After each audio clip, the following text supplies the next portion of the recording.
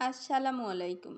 পাটায় বাটা মশলা দিয়ে যদি মাংস রান্না করা যায় তাহলে মাংসের কালারটা বেশ সুন্দর হয় আর খেতেও কিন্তু বেশ মজা হয়। আজকে আমি আপনাদের তৈরি করে দেখাবো ভিন্ন স্টাইলে পাটায় বাটা মশলা দিয়ে মুরগির মাংসের এই রেসিপিটা। আশা করছি আজকের রেসিপিটা আপনাদের ভালো লাগবে। প্রথমেই আমি নিয়েছি মাংসের মশলা, আস্ত জিরা, শুকনা মরিচ, আদা, রসুন, এগুলো এখন পাটায় ভালো মতো বেটে নিব। আর আগে থেকে পেঁয়াজ বেরেস্তাটা তৈরি করে নিয়েছি।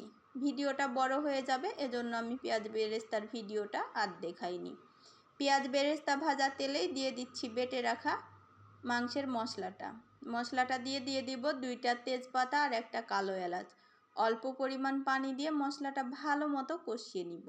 মশলাটা যখন ভালো মতো কষে নেওয়া হয়ে যাবে আর তেলটাও ছেড়ে দিবে, এখন এর মধ্যে দিয়ে দিচ্ছি পরিষ্কার করে ধুয়ে রাখা মুরগির মাংসগুলো।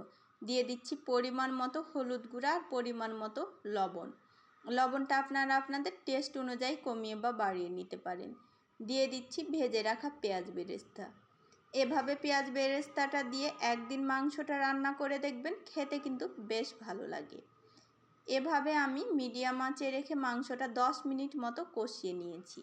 এখন দিয়ে দিচ্ছি আস্ত আলুটা দিলে আমার কাছে মাংসের এই আলুটা খেতে কিন্তু বেশ ভালো লাগে। আলুটা দিয়ে আবারও 10 মিনিট মতো কষিয়ে নিয়েছি। মোট আমি 20 মিনিট মতো মাংসটা কষিয়ে নিয়েছি।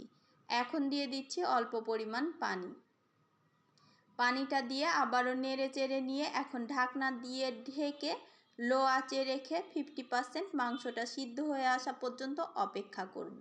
এর মধ্যে কিন্তু আমি একবার করে নেড়ে দিয়েছিলাম যাতে করে নিচে না লেগে যায়। দিয়ে দিচ্ছি মুরগির ডিমগুলো। এই মুরগিতে আবার ডিম থাকে আর এটা খেতে কিন্তু বেশ ভালো লাগে। মুরগির এই ডিমটা আমি বেশ পছন্দ করি। এখন দিয়ে দিচ্ছি পরিমাণ মতো পানি। তবে এই মাংসটাতে একটু বেশি করে পানি দিবেন, কারণ এই মাংসটা সিদ্ধ হতে বেশ সময় লাগে। আবারও ঢাকনা দিয়ে ঢেকে লো আঁচে রেখে মাংসটা সম্পূর্ণ সিদ্ধ হয়ে আসা পর্যন্ত অপেক্ষা করছি।